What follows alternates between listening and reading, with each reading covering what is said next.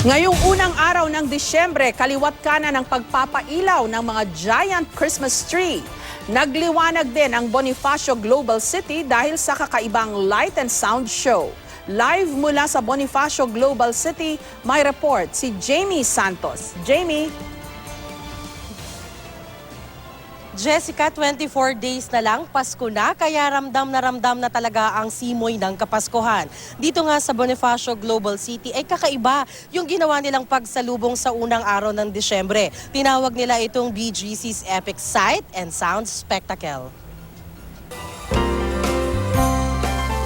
Talaga namang nagningning ang paligid ng Bonifacio Global City dahil sa mga pailaw na ito na sumasabay sa pamaskong tugtugin. Pero hindi raw ito typical na sound and light show.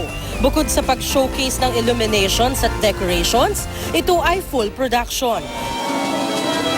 Bukod diyan, pinalimutian ng mga Christmas lights ang bawat establishmento rito. Ang mga poste, nilagyan ng mga kulay pulang ribbon, nagmistula tuloy ng malalaking regalo. At ang main centerpiece, ang 50-foot Christmas tree na pinalibutan ng Christmas ornaments. Dagdag naman sa Christmas vibes, ang himig ng Manila Symphonic Orchestra.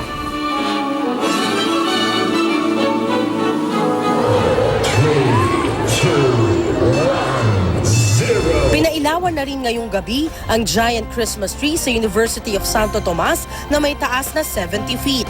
Angat na angat ang kulay dilaw na tatak poste na hinaluan pa ng nagkikislapang crystal lights. Sinundan ito ng engrandeng fireworks display.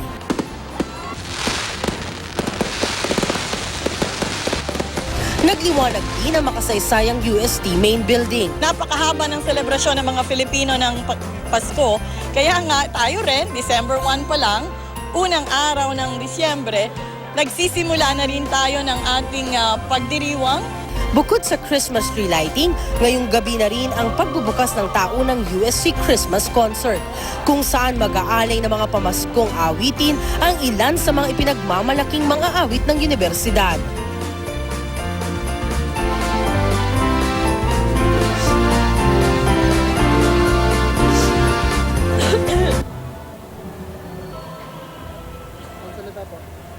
Jessica, may enjoy ng buong pamilya yung one-of-a-kind show dito sa BGC simula ngayong gabi hanggang December 26 ng alas 6 ng gabi hanggang alas 10. Mula rito sa Taguig, mauna na kaming bumati sa inyo, Ma'am Jess, ng Merry Christmas. Merry Christmas din sa'yo, Jamie. Maraming salamat.